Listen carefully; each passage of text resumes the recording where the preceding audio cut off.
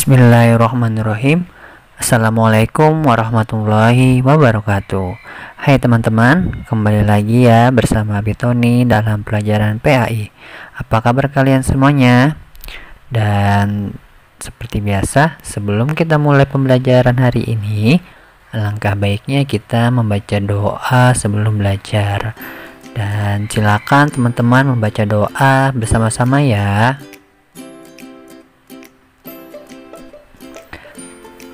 Terima kasih teman-teman sudah membaca doa sebelum belajar. Dan sekarang kita akan belajar tentang ketauladanan Nabi Hud alaihi salam.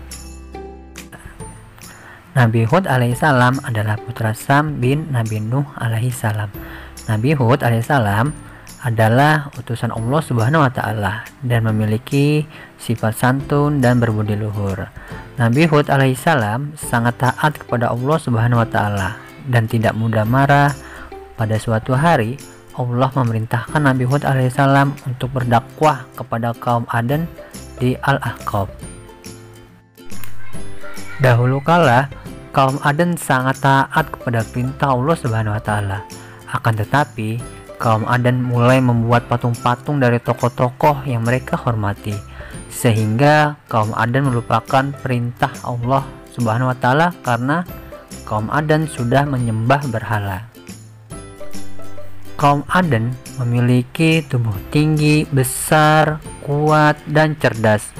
Dan kaum Aden dikaruniai tanah yang subur, sungai yang mengalir, dan kebun yang luas, serta binatang ternak yang berkembang biak oleh Allah Subhanahu wa taala untuk menguji keimanan kaum Aden.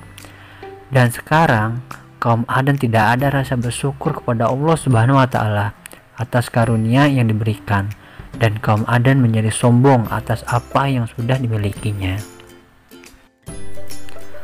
Nabi Hud alaihissalam berdakwah dan mengajak kaum Aden untuk berhenti menyembah berhala dan mengajak mereka untuk bertakwa kepada Allah Subhanahu wa taala agar terhindar dari azab Allah Subhanahu wa taala. Nabi Hud alaihissalam berkata, "Hai kaum Aden, taubatlah kepada Allah Subhanahu wa taala. Tinggalkanlah berhala-berhala itu. Aku tidak meminta imbalan kepada kalian atas perintah ini. Aku hanya meminta kepada Allah Subhanahu wa taala." Namun kaum Aden tidak memperdulikan perkataan Nabi Hud alaihissalam dan menghinanya. Akan tetapi Nabi Hud alaihissalam tidak marah dan tetap menerima dengan sabar. Kaum Aden tidak percaya apapun yang dikatakan Nabi Hud alaihissalam. Nabi Hud alaihissalam berulang kali mencoba untuk berdakwah, namun kaum Aden tetap menolak ajakan Nabi Hud alaihissalam. Pada akhirnya Nabi Hud alaihissalam berdoa dan memohon kepada Allah atas perlakuan kaum Aden. Kemudian Allah Subhanahu wa taala menurunkan musim kemarau yang sangat berkepanjangan selama bertahun-tahun, sehingga membuat sungai dan sumber menjadi kering, tanaman dan binatang ternak banyak yang mati. Lalu kaum Aden dilanda kehausan dan kelaparan. Nabi Hud alaihissalam tidak pernah berhenti berdakwah dan mengajak kaum Aden untuk bertaubat kepada Allah Subhanahu wa taala. Akan tetapi hanya sedikit saja yang mau bertobat kepada Allah Subhanahu wa taala.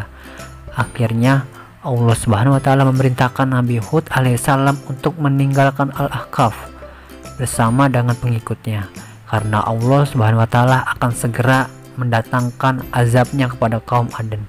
Namun Nabi Hud alaihissalam pun taat kepada perintah Allah Subhanahu wa taala.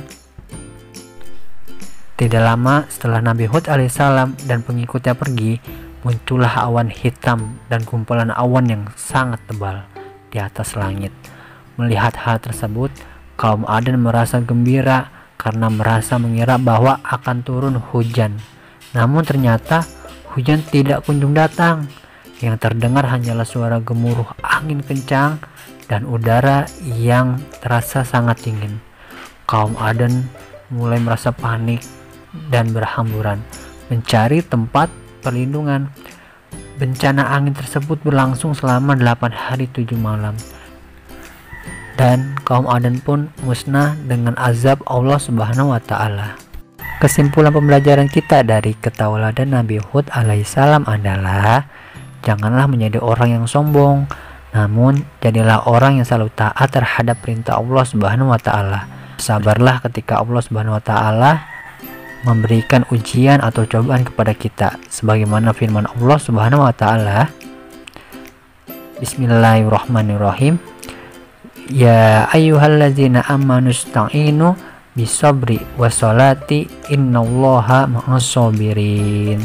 Artinya, wahai orang-orang yang beriman, mohonlah pertolongan kepada Allah dengan sabar dan sholat. Sesungguhnya Allah beserta orang-orang yang sabar.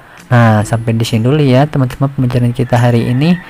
Dan sebelum Abi tutup pembelajaran, alangkah baiknya kita membaca doa selesai belajar. Silakan teman-teman membaca doa bersama-sama ya. Terima kasih teman-teman. Akhirul kalam. Assalamualaikum warahmatullahi wabarakatuh.